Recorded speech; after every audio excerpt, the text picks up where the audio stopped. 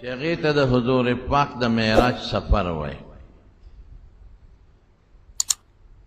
د بیت المقدس پورې حضور پاک چې تلل کړي دي او راتلل کړي دي دواړه په براق کړي دي، او چې بیا په بیت المقدس کې 2 رکعاته مونځ وکړ او بهر راووته، نو بیا بر اسمانونو ته په پوړۍ باندې ختلی دی. رسول الله صلی الله علیه وسلم فرمایي چې د جنت نه یو پوړۍ راوړه،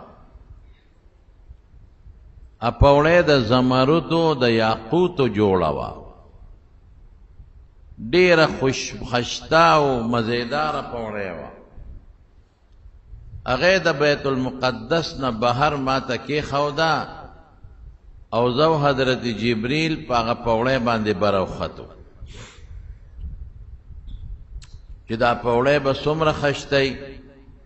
چې رسول الله مبارکي صفت کوي، دا به څومره ښکلې وي چې حضور پاکي صفت کوي چې ډېره خشته وه، ډېره زیاته ښکلې وه، ډېره مزیداره وه. نو د پوړۍ مختلف قسمونه دي. او زمونږ پوړۍ خو مونږ ورته اندرمپایه وایو، پخوا به د لرګو اندرمپایه وه، پاټکي به پکې او خلک به پې ختل، دا هم پوړۍ ده. پوړۍ دې ته موي لکه چې سړی د ماربلو نه جوړه کي، دا هم پوړۍ ده. د ټیلونو نه جوړه کي، دا هم پوړۍ ده. یو قسم پوړۍ په دې هوټلو کې وي، هغه د بجلی پوړۍ وي، په هغې خلک قدم نه اخلي، ته به پکې دې په خپله روانې تا به ځای ته رسئ. اوس په دې الله خبردار دی چې دا څنګه پوړۍ وه. او ستاسو په زړه کې به هم دا راځي یاره دا به څنګه چې حضور پاک صفت کوي او د یاقوت او د ملغلرو د سور یاقوت نه خشته مزیداره پوړۍ وه، دا به څنګه. نو یو حدیث کې راځي سیرت مصطفیٰ کې مولانا ادریس کان دهلوی رحمت الله علیه لیکلی دی، وی د کم مسلمان نه چې روح وځي، نیک انسان دی او مسلمان دی او د هغه نه روح وځي، نو د ځنکدن وخت کې به الله پاک ورته دغه پوړۍ وښایي. دا یو حدیث په سیرت مصطفیٰ کې مولانا ادریس کان دهلوی رحمت الله علیه لیکلی دی، وی هغه پوړۍ راته کېښودله، په هغې وختو، خو څنګه ورته وختو چې کوم ځای به م نظر لګېده نو هلته به م لاس اچو، هلته به م پرېښوده، دومره زر مونږ ورسېدو. بر ړومبې اسمان ته مونږ وختو. وی په اسمانونو کې دروازې دي لکه څنګه چې د خلکو په کورونو کې دروازې وي، نو حضرت جبریل علیه السلام دروازه وواله، نو د دننه نه ورته آواز وشو څوک یې؟ هغه وی زه جبریل یم. وی څوک د سره شته؟ وی او ولې دا تپوس کوي چې څوک د سره شته؟ فرشتې په تمه دي چې د الله څوک میلمه را روان دی، هغې ته پته ده، ځکه اسمانونه هم ډولې شوي دي او جنتونه هم ډولې شوي دي. یو میلمه چې یو علاقې ته ځي نو خلکو هغه علاقه خشته کړي، ځای صفا کړي، که پاک ځای وي، جومات خو پاک ځای وي، او بیا هم خلک پکې سیرې ولګوي، خلق پکی یو کارپیٹ خور کی دا میلمه دا خاطره، خلق پکی تولیان بالختونه ولګي. نو زما دا مطلب نه چې اسمان داسې خشتو، دا مې ستاسو د پوهې دپاره دا خبره وکړه چې اسمانونه خو اسم پاک دي، صفا دي، ستره دي، جنت خو اسې پاک دی، صفا دی، ستره دی. خو لکه څنګه چې حدیث کې راځي چې د رمضان د راتلو دپاره خدای پاک جنتونه ډولي کوي، د قرنګ جنتونه او اسمانونو کې یو لهرو چیرې د الله پاک خصوصي یو میلمه را بلی او هغه میلمه راتلو والا دی. نو د جنت دروازې ځکه تپوس وکړو چې څوک د سره شته، مطلب دا چې کوم میلمه پسې تللی وي نو هغه میلمه د ځان سره راوستی دی که یوازې؟ نو جبریل علیه السلام وی او معی محمد صلی الله علیه وسلم، ما سره میلمه شته چې د هغه نوم محمد صلی الله علیه وسلم دی. نو هغې ته بیا تپوس کوي چې په خپله راغلی دی او که بللی شوی دی په خپله راغلی دی او که بللی شوی دی دا تپوس ولې کوي زموږ د حدیث استادان د دې متعددې وجې ذکر کوي هغه د طالبانو خبرې درته نه کومه بالاختصار درته وایم ادا چې یو دی کې د حضور پاک شان ښکاره کوي ځکه هغې ته پته وه چې دا بللی شوی دی نو جبریل علیه السلام به ووایي چې او الله غوښتی دی نو چې د حضور پاک شان معلوم شي چې دی ګورې د الله میلمه دی او د الله په دعوت راغلی دی یو میلمه په خپله یو ځای ته لاړ شي دا جدا وي او یو دا چې یو میلمه پسې ته خصوصي سپیشل استازي ولګي او تیره وغواړئ او بیا استازي څوک استازي دی استازي د جبریل علیه السلام په شکل کې دی چې د هغه نه مقدسه فرشته په فرشتو کې بله نشته دی د ټولو فرشتو سرداره ده هغه فرشته ده چې الله د قرآن شریف او د وحی د نازلولو دپاره مقرر کړې ده څه معمولي شخصیت نه دی څه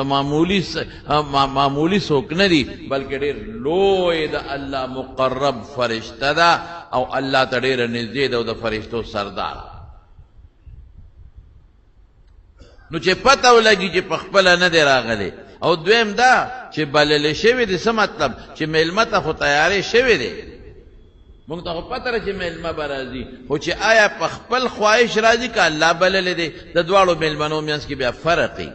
په خپله راځي نو هغه جدا او چې دا په دعوت راځي او د چا په دعوت د حضور پاک دعوت د چا د طرف نه دی د الله پاک د طرف نه وی او بالکل بللی شوی دی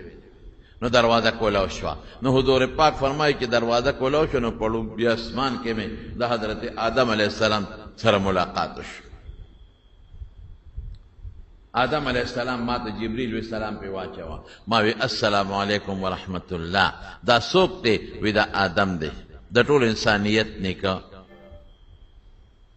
چې ما سلام واچو هغه جواب د سلام وکوي نعم المجيء جاء ډیر خ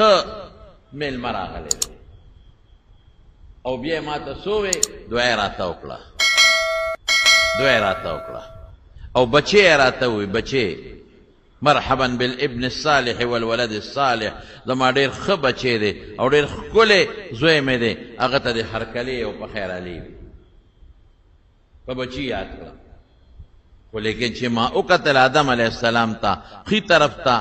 بلاک روحونه په شکلونه یو شکلونه د روحونو شکلونه او ګس طرف ته روحونه او د هغې شکلونه او ښي طرف ته یو دروازه م وه او ګس طرف ته م یو دروازه وه نو چې ښي طرف ته به یې وکتل نو او به یې خندل خوشحاله به شو او چې ګس طرف ته به یې وکتل نو او به یې ژړل خفه به شو نو ما د جبریل علیه السلام نه تپوس وکړو دا خلک څوک دی او دا خاندي جاړي ولې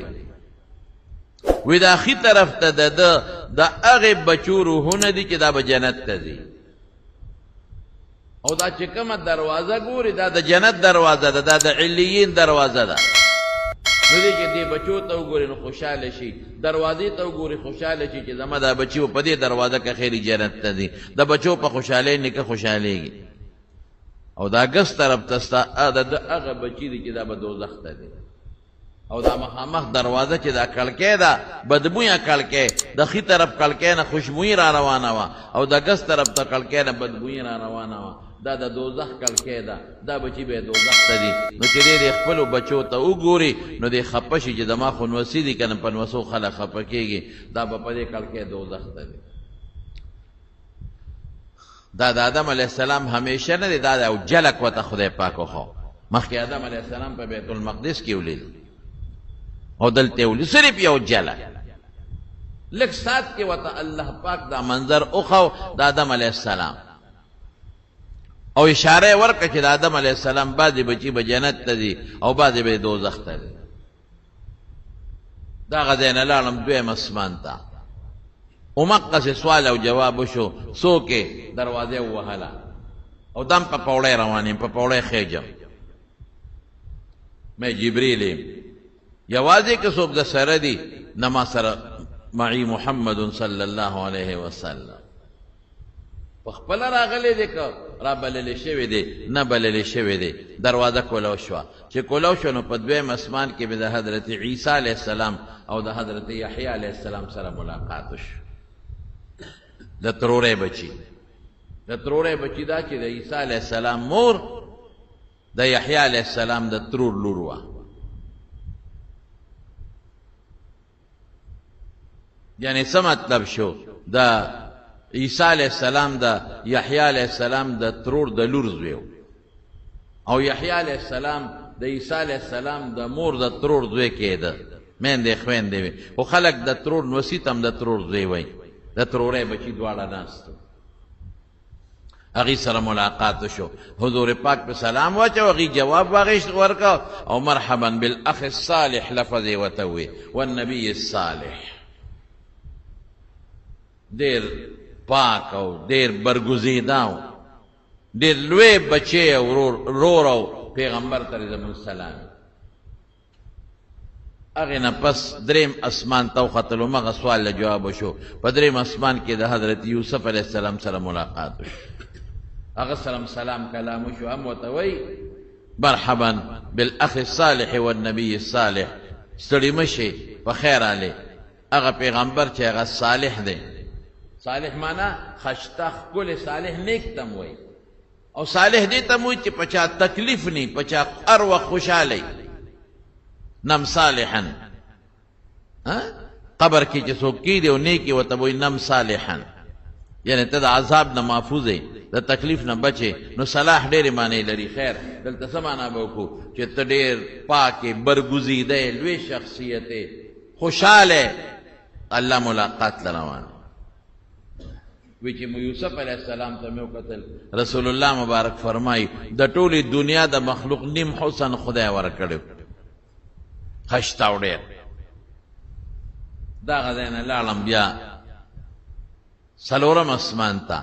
ومقه اسمان د روانچي سره خبرې اترې وشوې. په څلورم کې مې د حضرت ادریس علیه السلام سره ملاقات وشو، هغه هم دغسې خبرې اترې وشوې چې مرحبا او په خیرالی او هرکلی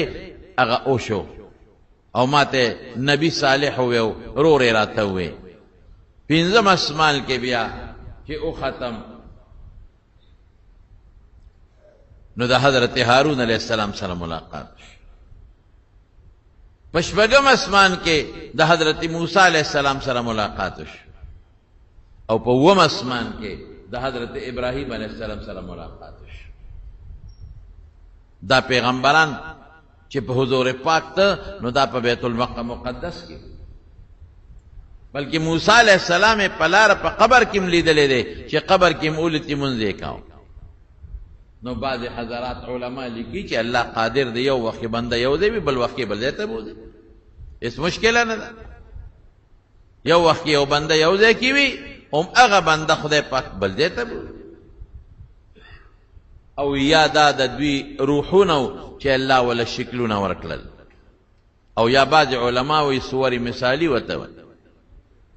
د دې ټولو پیغمبرانو څه کې زموږ ستاسو ټولې نقشې الله سره پرتې دي، نو د هغه متشکل صور مثالي او شکلي. وایي چې دا پیغمبرانو سره ولې ملاقات شو؟ الله په حکمت خبر، مونږ ته پته نشته، لیکن علما یې وجې ویلی دي. وی د آدم علیه السلام سره لومبې ولې ملاقات شو؟ په لومبې اسمان کې ولې آدم علیه السلام سره ملاقات شو؟ وی ګوره دې کې اشارت دی چې آدم علیه السلام هم د یو جنت نه هجرت کړی دنیا ته،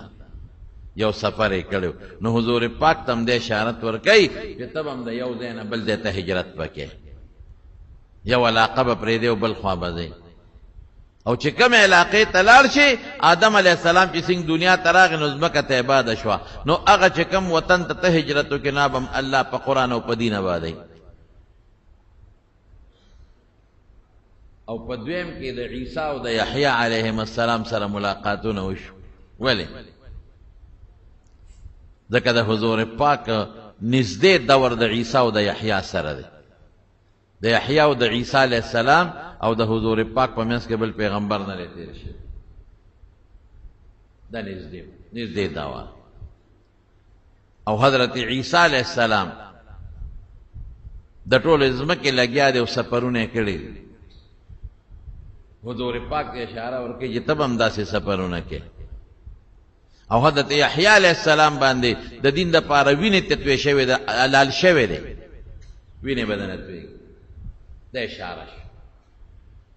دریم نمبر یوسف علیہ السلام سره ملاقات. یوسف علیہ السلام رونو پیتا وغورځاو، خاندان مخالف، رونه مخالف، رونه پیتا وغورځاو. ستا به دقسې رونه خو دې نشته، خو خاندان به دې مخالف. او بیا هغه رونه او هغه مور او پلار رالل یوسف علیہ السلام ته سجده ولګوله، معافي وغوښتله، سجده ولګوله. دقه رنګې به دا قوم ستا ټول مخالفت کوي، اخره کې به دا قوم راځي او ستا به تابع کېږي.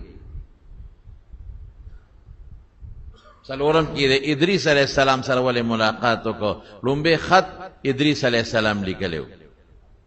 د خطوطو خط لیکل. نو تب هم خطونه لیکې باچاهانو ته او نورو خلکو ته دعوت د ایمان به ورکې، او دا قرآن به هم ستا شاگردان صحابه په خط لیکي. او بیا هارون علیہ السلام سره ولې ملاقات شو؟ په پنځم اسمان کې. نو هارون علیہ السلام قوم ته دعوت ورکه، نو قوم ټول هارون علیہ السلام پرېښود او د سخي عبادت یې شروع کړ.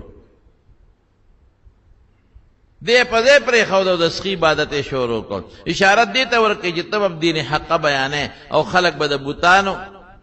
د خدای نه ما سوا د نورو څیزونو عبادتونه کوي. او اخره کې د موسی علیہ السلام سره په شپږم کې ملاقات وشو. دې کې څه ته اشارت دی؟ دې کې اشارت دې ته دی چې د موسی علیہ السلام قوم هغه سره دشمني وکړه، خدای قوم هلاک کړو، موسی علیہ السلام له برې ورکړو. نو یارې فکر مه کوه، ستا قوم به هم خدای پاک کې څوک نه مني، بدر کې ټول خدای مردار کړل، تاله به خدای برې درکوي. او په آخره کې د حضرت ابراهیم علیہ السلام سره ملاقات وکړو. چت د آخري پیغمبر و چې ملاقات شو. اشارت دې ته ورکړي چې ستا دین اکثر حصه به د ابراهیم علیہ السلام. ان اولى الناس بابراهیم للذین هذا النبي والذین څنګه دی اتبعوا هذا النبي، دا پیغمبر بتابع. ابراهیم علیہ السلام کم دیو؟ لوح محفوظ ته ډډه والی و. لوح محفوظ لکه څنګه دلته بیت الله دی او خلک دی او طواف ته کوي او منځونه پکې کوي غیر چاپیرا، دغه رنګ لوح محفوظ کې فرشته عبادت کوي. او رسول الله مبارک فرمایي چې روزانه او یا زر فرشته عبادت کوي، او کومه فرشته چې یو ځل عبادت وکړي تر قیامت پورې نمبر به رانشي. ابراهیم علیہ السلام وته ډډه والی، سلام کلام شو.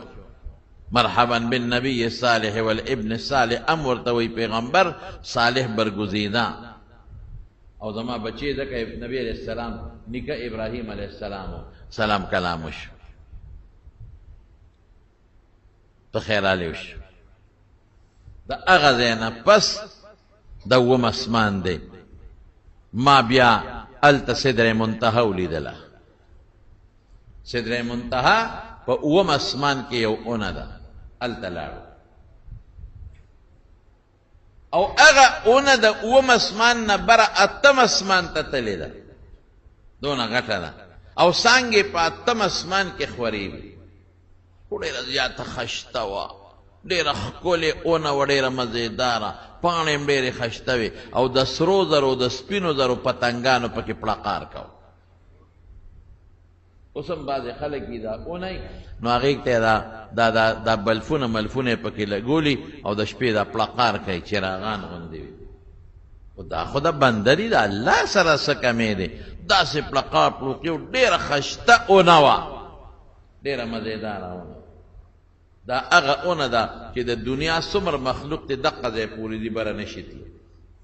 جبریل علیہ السلام او که نورې څونه فرشتې دي د دې صدر منتهی پورې دي، د دې نه بره نشي تللی، اجازت ورته نشته. او بره چې کوم د خدای مخلوق دی د دې نه بره هغه دغې اونې پورې راځي، لاندې نه راکوزېږي. دا اوس الله ته پته ده، موږ ته پته نشته چې بره څه دي، لاندې خو موږ ته څه ښکاري او څه راته نه ښکاري، څه نه خبر یو څه نه یو خبر. خو زمارونو د خدای ډېر لوی قدرت او طاقت دی. موږ ته چې څنګه دی میږي ته ګورو که نه، او میږي دی اتی ته ګوري نو دی به حیرانې چې دا لا څه شی دی، او میږي چې دی اوښ ته ګوري دی به حیرانې چې دا لا څه شی دی، او میږي چې دی اسمان ته ګوري دی به حیران شي چې دا لا څه شی دی. او میږي کله جز ولیدل، میږي ته یو سړی وایي چې یاره یو دنیا شته او امریکا ده پکې او لندن دی پکې او جز دی او سعودي دی او دریابونه دي سمندر دریابه میږي به دا وخاندي او ټوپونه به وایي چې دروغ وایي خوار شي زه خو چې پیدا شوی ما په دا جومات کې ګرځم ړه مې شین شو کله یو طرف ته ځم نه مې سمندر دریاب ولید نه مې تیو لیده نه مې اوښ ولید دا ته لیونی او که ته روغې د میږي او خپله دنیا ده بس هغه ته اقه دنیا ښکاري د هغې نه بار د هغه دماغ کار نه کوي دقه رنګې زمونږ چې کم شي وینو زمونږ ورته سترګې رسي او حواس ورته رسېږي مونږ اقه څیزونو ته ذهن رسېږي د هغې نه بار زمونږ مثال د میږو نه چې د هغې نه هم لاندې دی دغه اونې ته د دنیا نظام هلته رسېږي بره نشي تللی او د بره نظام هغې پورې راځي لاندې نشي راتلی بس دغه د جبریل علیه السلام فل سټاپ بند بره د نشم تللی دلته به واپس کېږم بره نشم بره به څه کېږي اوس بره به ته اوس په پوړی نه ځې بره به ته په بل یو سفر به کې د الله حکمت دی پکې په رفرف به دی رفرف رفرف څه شی یو اعلی قالین ښکلی اعلی قالین په هغې به خېږي د ریخمو قالین زمونږ دا قالین خو د پلاستیک نه جوړي زمونږ دا قالین خو د تارونو نه جوړي ګلدار ګلدار تارونه یې پکې پلاستیکي بعضې قالین د ګډو د وړو نه جوړي بعضې د چیلو د ویښتو نه جوړي پخوا چې کم قیمتي قالین به ابې د ګډو د وړو نه جوړو نه هغه قالین کم قالینو هغه د ریخمو جوړ زونډي ډېر ښایسته او ګلکاري پې د ملغلرو د یاقوتو د مختلفو هیرو او جواهراتو ګلکاري وه چې الله پاکې د رسول الله مبارک غوندې شخصیت دپاره د ناستې یو شی جوړوي نو څونه ښایسته موږ سره خو ریخم نشته او نه جوړولی شو الله خو یو کون وی هر څه کې موږ سره سره کم دی الله سره خو سره هر څه ورسره شته نو یو ډېر قیمتي تخت و هغې ته ختم یعنی یو قالین و په قالین باندې کېناستم ډېر اعلی قالین بره روان شو د اووم اسمان نه بره لاړم هلته مې څه ولیدل هلته مې د صدر دفتر چې ورته ویلې کېږي صدر دفتر دا وختي چې ما ووې چې د ابراهیم علیه السلام ډډه والې وه دې ته بیت المعمور وایي هغې ته څه وایي بیت المعمور چې ابراهیم علیه السلام ډډه والې وه هغې ته بیت المعمور وایي بیت المعمور اوس لوح محفوظ ته وخته وی هلته مې څه ولیدل هلته د قلمانو کشار مې اورېدل دا زمونږ دا تقدیر او دا ارث او د خدای علم چې الله فرشتو ته ورمخکې کې هغه دا لیکلي کېږي په هغې کې صدر دفتر مرکزي محافظ خانه زمونږ د دې ځمکو یو دغه ریکارډ دلته په پټوارخانه کې پټواري صاحب سره بیرلا صاحب سره د هغې نه بره بیا په چارسده کې بله محافظ خانه ده قانونګو آفس ورته وایي هلته پراتې ریکارډ د غونډې چارسدې هلته یې بیا او بیا په پېښور کې مرکزي محافظ خانه ده غټه بعضې ریکارډونه هلته پراته غټه محافظ خانه یا مثلا بل مثال به درکمه دلته بینک دی د دې نه غټ بینک بیا په چارسده کې دی د دې نه غټ بینک بیا کم ځای دی په پېښور کې دی او بیا د دې ټولو بینکونو سردار بینک چې دی په کراچۍ کې دی سټیټ بینک چې ورته وایي لوی دقه رنګې غټه محافظ خانه چې دا ټول ریکارډ پکې پروت دی او فرشتې لګیا دي په هغې کې لیکل کوي او قرآن او زبور او انجیل او تورات هر څه پکې پراته دي او زمونږ رزق او زمونږ هر څه پکې لیکل کېږي لګیا دي وی هغې ته ختم یو مستوا یو کولا او ځای و هغې ته ختم او کلمون قشار مې اورېده لوح محفوظ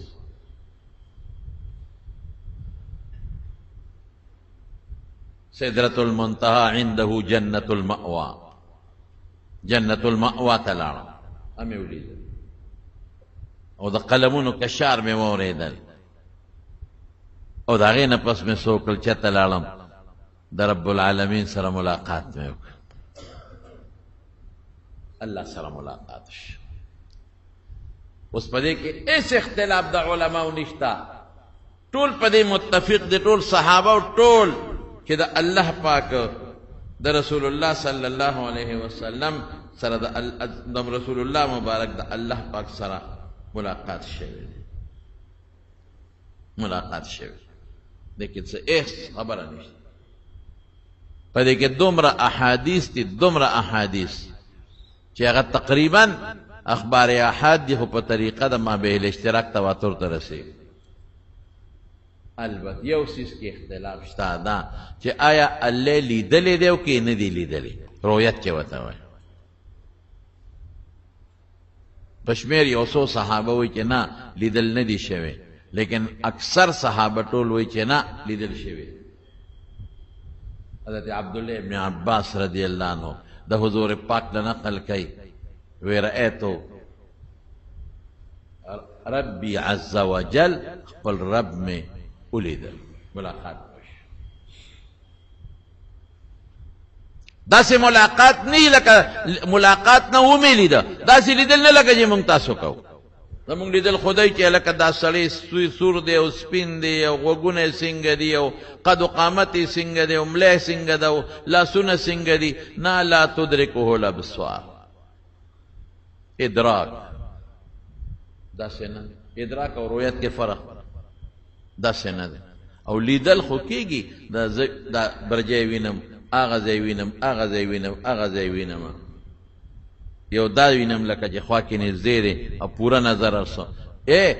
دا لیدل څنګه دي؟ زمونږ عقل او دماغ دلته کار نه کوي، خو د جنت کې به که خیر مونږ هم وینو انشاءالله. وجوه یومئذ ناظرة الی ربها ناظرة، وجوه یومئذ ناظرة الی ربها ناظرة، مخونه به الله ته ګوري او خوشحاله تر و تازه وي، مزیدار وي. نو د رب العالمین سره ملاقات شوی او اکثر علما وی لیدل کتل هم شوی.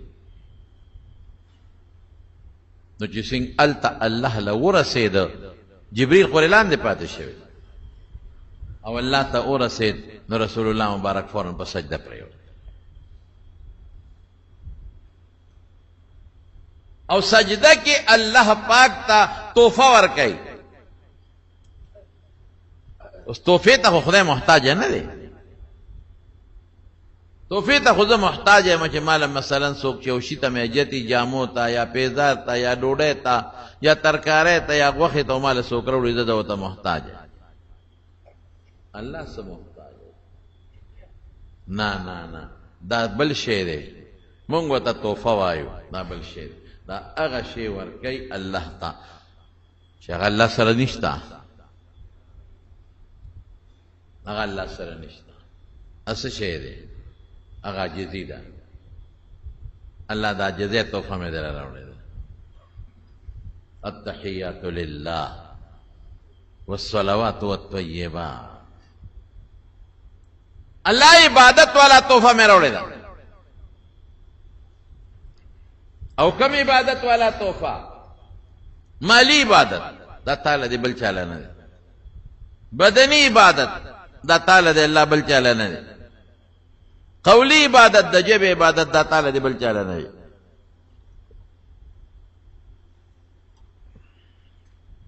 د عبادت تحفه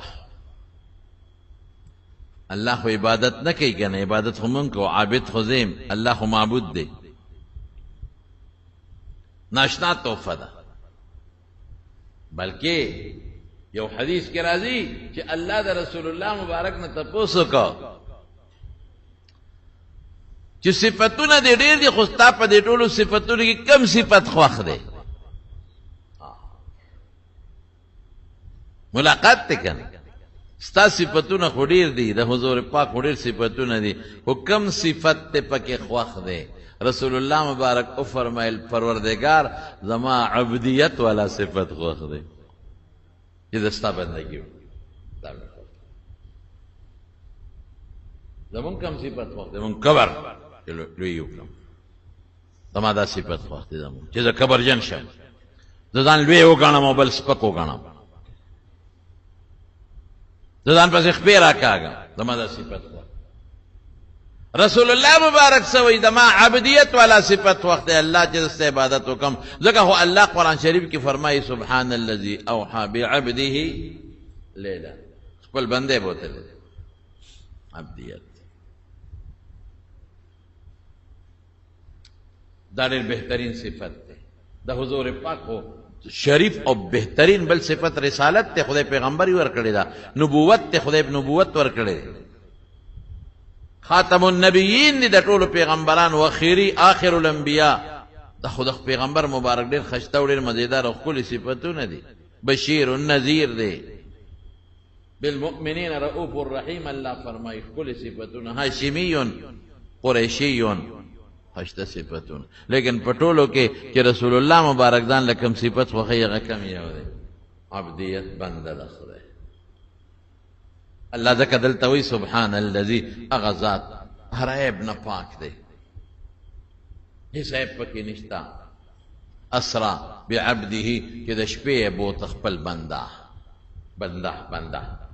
فل رسول نوی خپل بندہ دا دوبر لوی مقام تا چی رسیدلے دے دا دی بندگی پا وجہ رسیدلے دے دا چی ما رسالت ورکڑے دے نبوت ورکڑے دے دکی زبردست بندگی دا ذکر اللہ یعلم حیث یجعل رسالته اللہ وی اغاز پی جنم چی چالا پیغمبری کو ورکول پکار دی چی چاکی سمرا جزی وی سمرا خدای تا جاڑی او سمرا بندگی وی اغلا اللہ وی نبوت ورکول اللہ پی جنم چی کم دی پیغمبری ورکول پکار دی الحمدللہ الذي نزل الفرقان على عبده ليكون للعالمين نذيرا التم بیاوی چی ما قرآن پا خپل بندہ نازل او دل ترازی فأوحى إلى عبده ما أوحى ثم دنا فتدلى فكان قاب قوسين أو أدنى فأوحى إلى عبده ما أوحى والبندت أغوي جس وحي وتكولا بند لفظ بندگی دی خدای پا من کے پیدا کی عبادت دی خدای پا من کے پیدا کی وما خلقت الجن والانس الا لیعبدون پیدا دا عبادت تا پارا دی عجزے باندے خدای خوشحالی گی پا کمزورتیا اللہ خوشحالی گی پا بندگی اللہ خوشحالی گی اور پا کبر اللہ خپکی کبر جند خدای بدش لا تمشي في الارض مرحا انك لن تخرق الارض ولن تبلغ الجبال طولا فزمک پا کبر مگردا کبر مکا وچی بعض خلق پا زمکا گردی کنا کستازو خیال یہ دا مٹی دا سے وی بس او دا سے تاویگی لکا کناٹی سے للقے بدیخ کاری للنا ملقوا تو خوی چی دوی شیم او دا سے تاویگی او کل دا لاس دازی کی او کل دا لاس دازی کی شاتدان تا گورا شادتا پلا شادتا نخ کاری لنڈا ملا قوا پا دی بدی خکاری قدمون اوچت مالا ملا سبابا دی پالی جوی پزمکا با پروتی لالی بدن بیگی مٹی موا سبابا دی لاستان دل خود سمسے جوڑا کی استرگی روزی دا سرو باسی باز انسان پریدا ملا سبابا دی پالی جوی خلین با دی دیو جوڑی لالی بدی بیگی او دا استرگی بری کگی وگی شی بیا بسکے لیکن ٹھیک ہم کا غلط ہے کبر نہیں رسل کبر بنا بیان زمان سوکم اوری زمان بیان تکبر بنا کئی زبم دان نه خود سوال کوم چې خدایا مام د لوی نه وساتي او تاسو تم بارم سوال کوم چې خدایا د لوی نه وسات څوک په خزا کبر کوي څوک په زوی کبر کوي زوی په پلار کبر کوي څوک گاونډي په گاونډي کبر کوي او څوک د کور خاوند په خپل همسایه باندې په مزدور کبر کوي د کبر باندې مزدور لچي دی اړي ورکه نو کبر باندې ها والا نو کبر باندې کې مړه په عزت باندې راشه بھئی جان رول کے دستا مزدوری خپا قدر بھئی عزت نن تالا خدای مال در کدا دانا خدای غشتی زبای دے بل امور کی نن تالا خدای عزت در کا سونا عزت والا مولی دل غٹ غٹ بادشاہان چی جلون کے پراتی بیا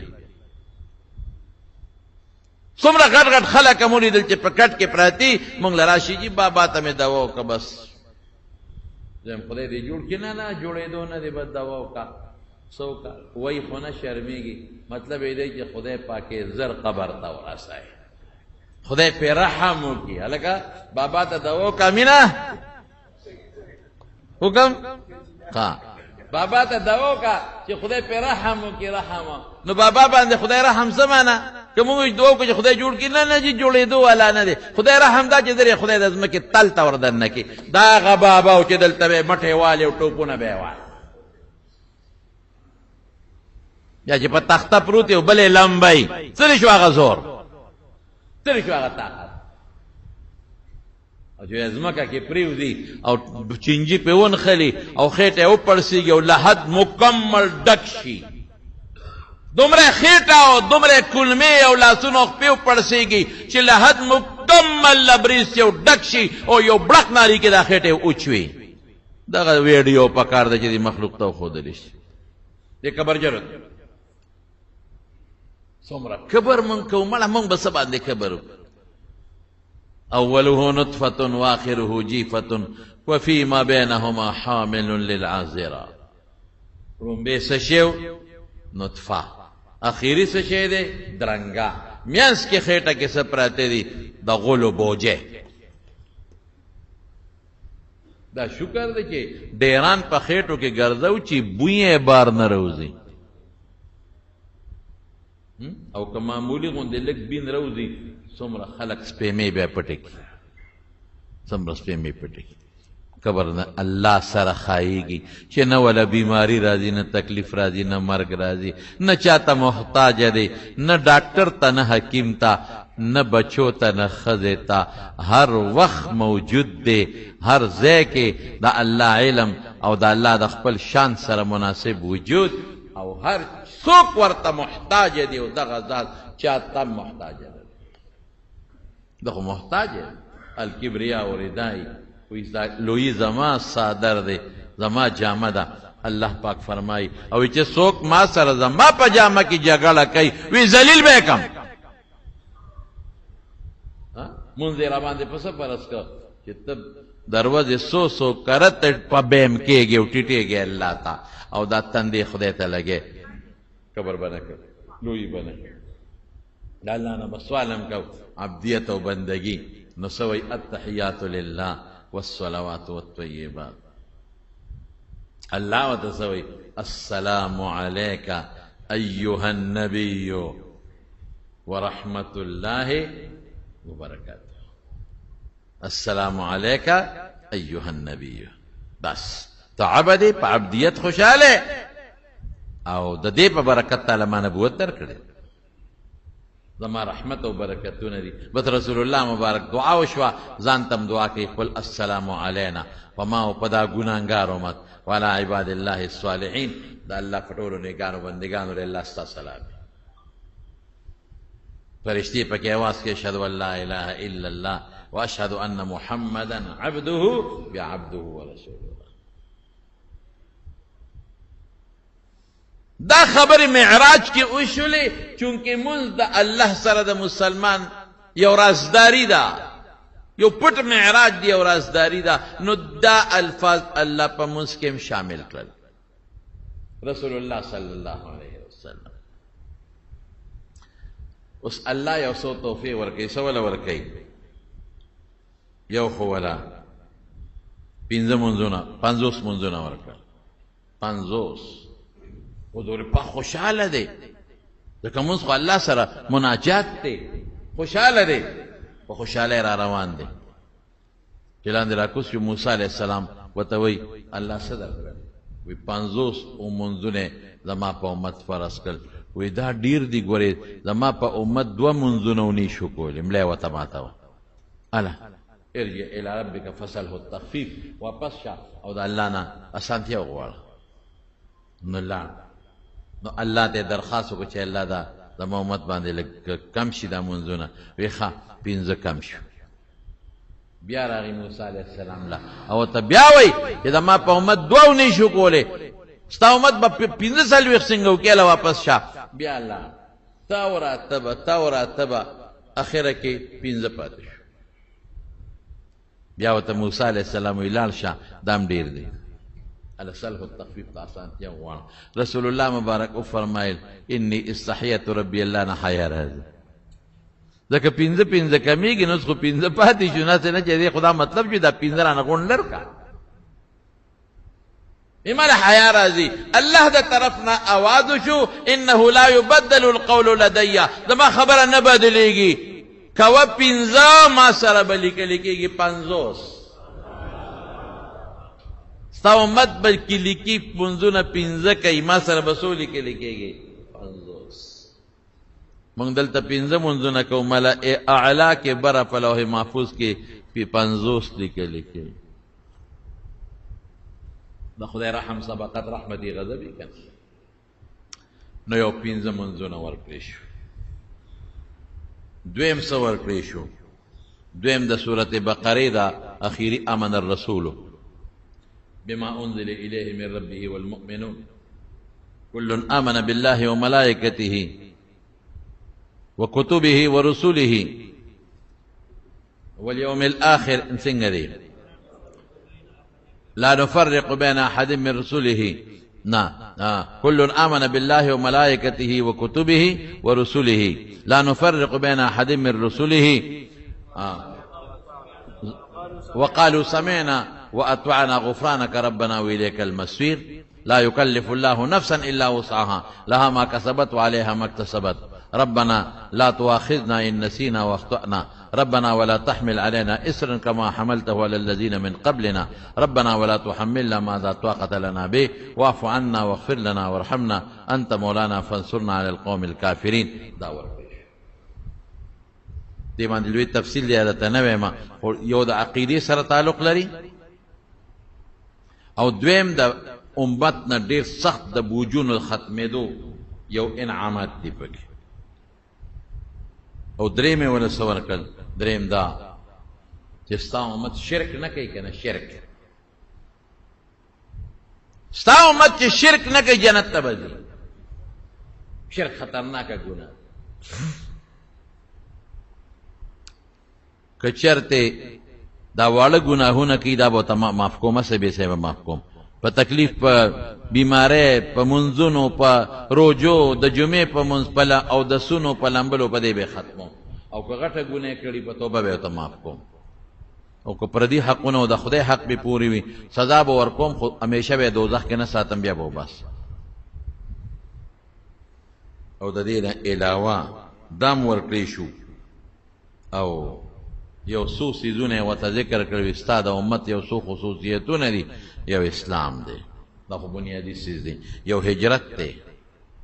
یو جهاد دی یو صلات منځ دی یو صدقه ده د رمضان روجی دی امر بالمعروف او نهی عن المنکر دا څیزونه ورکړل او رسول الله مبارک واپس راغی جنتونه یې مولیدل او دوزخونه یې مولیدل که موقع وه انشاءالله چې په معراج کې څه لیدلي دي هغه به بله جمعه درته ویم انشاءالله چې موقع وي واپس راغی بیت المقدس ته او براق اقصې هغه سوړې پورې تړلی دی او په هغې بیا ورسره جبریل ملګرتیا وکړه اووم اسمان نه ورسره جبریل بیا ملګرتیا وکړه او راغی او په هغه براق باندې سور شو او واپس راورسېد څونه ساعت کې دا سور شو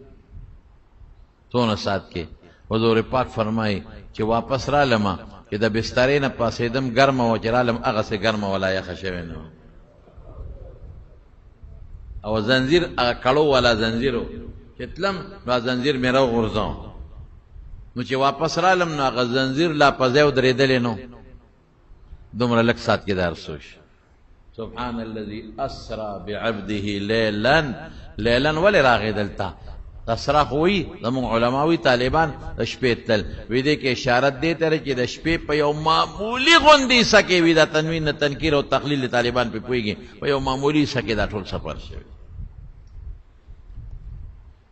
سحر چې را پاسېد رسول الله مبارک ابو جهل سره لومبې میلاو شو هلکه څه نوې زاړه شته که نه څه ناشنا دي څه لیدي دي که نه وی او بلکل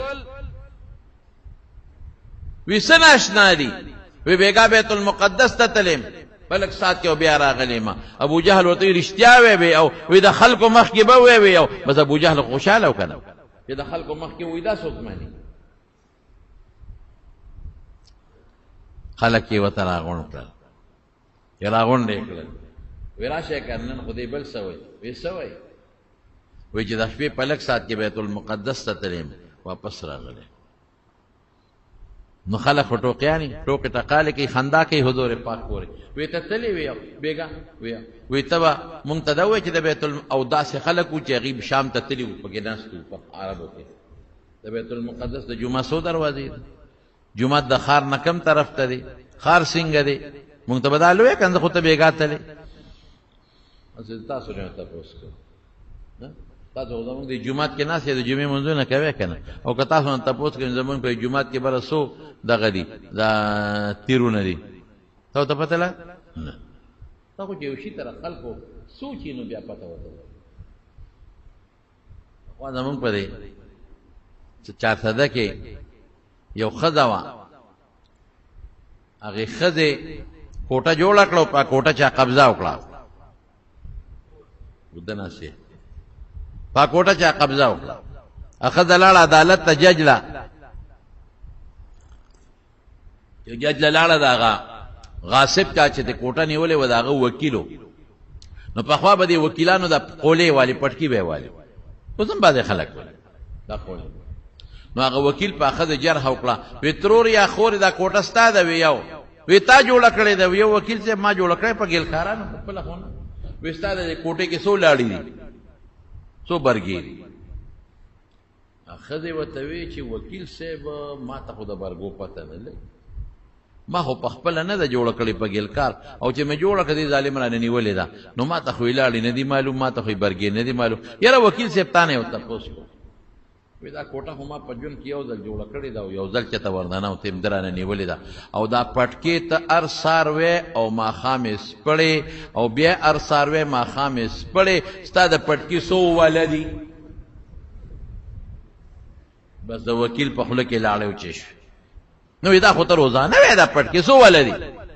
ګوره دا چې د چا یو شي ته خیال یې حضور پاک هم لکې وي چې خدای زه خو بیت المقدس ته تلم د شپې نه بجلی وې هغه زمانه کې نه لاټینونه د شپې ما خر تماشا کوله سیل مې کو او ما ته جومات څه معلوم دي اوس که وایم چې ما ته پته نشته او را باندې ټوکې را پورې کوي او که وایم چې شته نو ما لیدلي نه دي وایي چې دا تپوسونه یې وکړل جل علی الله بیت المقدس الله پاک ما ته بیت المقدس را ښکاره کړ هغوی به تپوس کو او تفقتو ما به د هغوی د سوالونو جوابونه ورکړه یاره وی دا ستا وی جادو دی که نه جادو یو کس یې تپوس وکړه وی زمونږ قافله چې شام ته تلې وه کم ځای به حضور پاک ورته وفرمایل ستاسو قافله پلانکي ځای کې را روانه وه 3 ورځې پس به دلته راورسېده چهارشنبې په ورځ دا لا بله ور مولانا ادریس خان دهلوي لیکلي دي په سیرت مصطفی کې زه حواله در کوم چې هغه د چهارشنبې ورځ شوه قافله راونه رسېد او دا زرقاني هم لیکلي دي په شرحه د موطا کې زرقاني قافله راونه رسېد خلکو وی وګوره تا وی چې نور خطونه مخکې به نور پریوتونه مخکې به راځي قافله خو رانله رسول الله مبارک سوال وکړه الله ته یا الله قافله م ستا په لاس کې ده انور هم ستا په لاس کې د پروردګاره د انور لږ ودروه چې قافله راورس سیرت مصطفی کې کان دهلوي هم لیکلي دي د معراج په واقعه کې او زرقاني په شرح د موطا کې هم لیکلي دي ما حواله درکړه الله انور ودرو قافله راله مکې مکرمې ته د هغې نه پس نور روان شو خپل حرکت یې شروع دا نښه هم ټیک شوه ابل وی چې زمونږ فلان زمونږ قافله کم ځای ورته شام یعنې داسې من غلط خبرې کولې ولې حضور پاک په لاره قافله والا سره بس خبرې اترې کولې وایي ستاسو قافله پلانکي ځای کې را روانه وه او یو خړ اوښ ترې روک شوی و ورپسې ګرځېدل او بیا یې پیدا هم کړ تپوس ته بیا وکړې قافله چې راله هغې وی او پلانکي ځای کې مونږ نه اوښ روک شوی و بیا ورپسې پیدا هم کړ وی پلانکۍ قافله کم ځای وه چې شام ته تلې ده وی هغه قافله زما اوښ هغې سره خوا کې تېر شو نو د فلانکي اوښ ویارېد را پرېوت خپی ماته شوه 2 بوجۍ پې د پاسه پرتې چې هغه قافله راله هغې دې تپوس وکړو یو دقسې اوښ ناګهاني ویرېده په ځمکه پرېوت سپی ماته شوه دوه بوجۍ پې پرتې او یو یې پکې عربو کې خوار قسمه خلک وو وایي د فلانکي نه تپوس وکړې هغه په که اوښ د پاسه ځان سره په لوښي کې اوبه ایښې وې هغه اوبه مې هم تسکلې دي چې راغی هغه نه یې تپوس وکړو وایي تا سره څه نوې ناشنا شوي دي د اوبو متعلق یو وایي په څاروي د پاسه مې ځان ته کوزه تړلې وه وی چې بیا مې اوبو ته حاجت شو ومې کتل اوبه پکې نه وې وی مې توی شوې وی وی کتم وچوه خدای پاکه کتم اوچه ده چې دا څه شوې ده اوبه رسول الله مبارک ما در نه څکلې دا نښې ورته وویل لیکن سره د هغې هغه حضور پاک ته به جادوګر وې او پیغمبر علیه السلام ته به ساحر وې خبره ونه منله نو دې کې څه بعضې خبرې شته دی چې رسول الله مبارک بیا په جنتونو کې څه لیدلي دي او په دوزخونو کې څه لیدلي دي که موقع وي انشاءالله بلو جمعه به ذکر کړم خو د حضور پاک عظیمه معجزه ده معراج او الله پاک د کافرانو د سختو نه پس داسې یو انعام ولا ورکړه چې پیغمبر علیه السلام یې کوم ځای ته ورسوه